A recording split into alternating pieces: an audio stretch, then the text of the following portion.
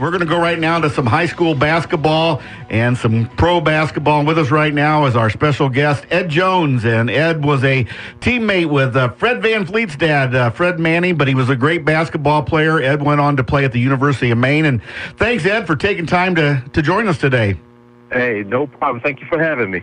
Hey, last night Fred made his debut for the Toronto Raptors in the Summer League, had a good night. Did you get a chance to see any of that game last night, Ed? Oh, unfortunately not. I was at work the whole evening. I live in Atlanta now, and I'm a deputy sheriff, and I was at work last night. Let's talk about that. What did you see in Fred VanVleet over the last few years that you might have saw in his dad, Fred Manning?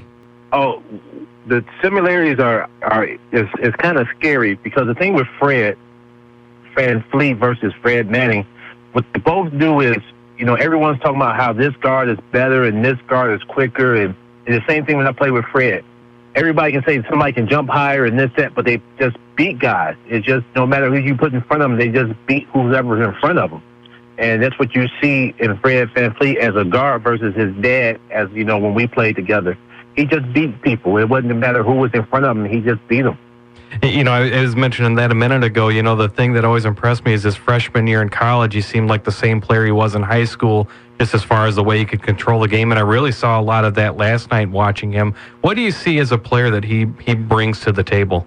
The intangibles. I mean, he controls the pace of the game. He can, for a guy his size, even at this level, I've seen the stat line. I haven't seen the chance to see the game, but people don't understand how hard it is to do things on a professional level if they've never been in that situation. And for a guy that's barely 6 feet to go in a game and still get 6 rebounds, for him to be in college and to get as many rebounds that he did, for his size is just incredible. In the high school level, the athletic ability, it's different. It's a different level. But, when you get to that next level as far as college, everybody was an all-conference player. Everybody was, I remember mentioning all states at worst-case scenario. Now he's in the league where everybody was wanted players, and even in that game, he still got, 6 rebounds. At that size, it's just he's not afraid to stick his nose and get in that paint and get those rebounds. Very, very instinctual, especially on those rebounds last night. When you compare that to what his dad, what did his dad bring to the court? Where did he kind of hang his hat on the court? Like you said, the same thing. It was intangibles. You look up and Fred, his dad, Mannings, would have, so many rebounds, you just didn't notice it. He had, so many points, you just didn't notice it. His athletic ability really wasn't, as the same as everybody else's. I can jump higher than he could back in the day and stuff like that, but he still will have just as many blocks in the game, just as many rebounds. The one thing that people don't realize is how strong both of them are physically. Again, people talking about guards being faster than Fred, guys being able to jump better and do this.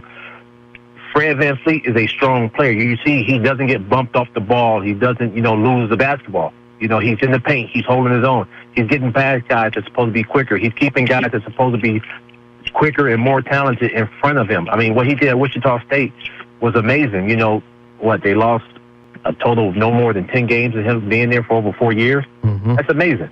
I saw a quote where you said that Fred Manning made you a better player, and you were a pretty good player. You went on to play some D1 basketball at Maine. How did he make you a better player? Is he a lot like Fred, where he's a good teammate as well? Oh, yeah. I mean, it's kind of like, like with Fred and Lamar Foote was at Auburn, and then also with Baker and Fred. When you have somebody like that on the court with you, you can just, go out and do your own thing and take more chances. Like when I played with his dad, I just, everybody remember me as being that shot blocker, and guys that we played against will always say we was 6'8" and we was big. No, we both was 6'6", and we was both together probably weighed 225 pounds at the time we was in high school. But with him being there, it gave me more of a chance to do things, block shots, and, I didn't have to worry about scoring points and stuff like that. I just did what I did, block shots, play defense, and when we needed to score, somebody took a shot. But other than that, no one was scoring on us. So it just made the nights a little bit easier. You really came up in kind of one of the top eras for basketball in this area when you were playing. Manning was kind of a name that maybe kind of got lost in the shuffle there for a while. How did he stand, I guess, compared to some of the other great players that we had in this area at the time? Well, I say this all the time. For some reason, the class of 89 and 90 in Rockford High School basketball has been lost.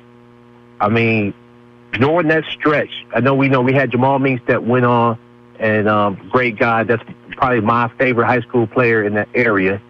But, even during that stretch between those 2 years, we had, the Boylan teams that had Grant Mourning and Brian Summers that went to Valparaiso. Grant went to Loyola.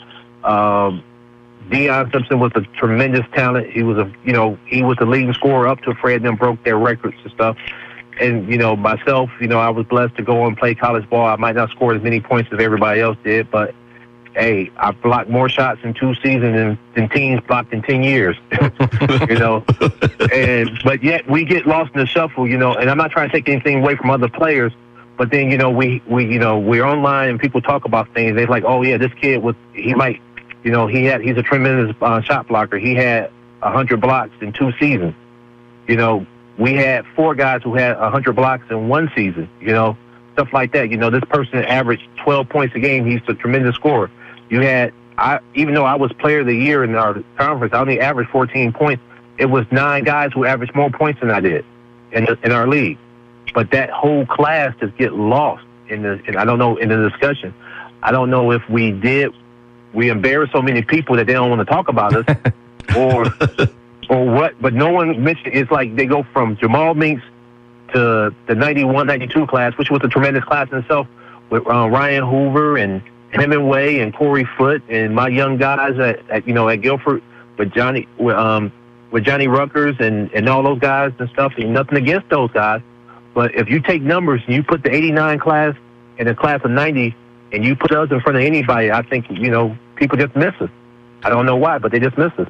We're talking with Ed Jones, former Guilford star, played in 1989-90, went to the University of Maine. And I think you also mentioned, I saw in some homework I was doing, that Fred Manning had some offers to go along with you at maybe a D1 school. Would he have been a good D1 player had he decided to go that way, Ed?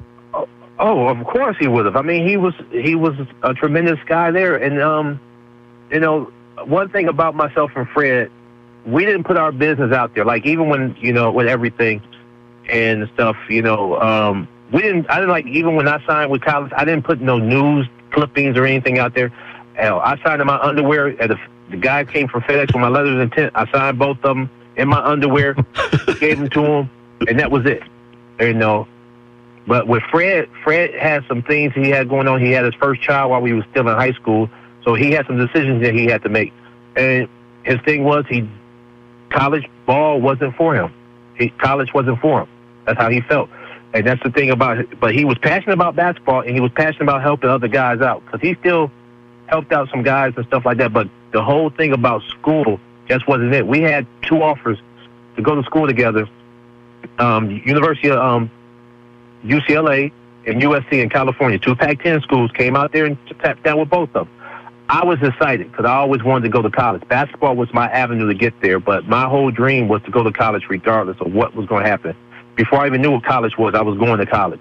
And I turned to Fred and I said to him, look, buddy, hey, we're going to California. You can pick either school. I don't care which one we go to. We're going to. And he just told me, he said, Ed, I'm not going to college. That's not my dream. I got a child I got to take care of. That's what I'm doing. And I was like, okay. Couldn't argue with him. And I know at that time, it is a lot different thing than what it is now with the college ball and just how big things have gotten with that and those kind of things. I mean, do you ever sit back and kind of, think about the what ifs and things like that? No, not really. I mean, what is the what if? I mean, I played college ball. I played Division I basketball. I played against some talented guys. I played overseas. I coached D1. I coached junior college. I coached prep school. I coached high school. As far as me, and I walked away from the game when I wanted to. So there's no what if out there. Now, it's a what if on his part. Right. I mean, what if Fred Manning, the dad, had to, I'm not going to say he didn't have the drive athletically, but that if he was passionate about school, what if he would have went on and went to school and stuff like that? What if he would have did those things instead of making the decision that he made up to everything. Now, that's the what if I see. Not myself personally. Yeah. But on the same token, Joe Davenport is a great guy, and he brought out of Fred VanVleet what needs to be brought out.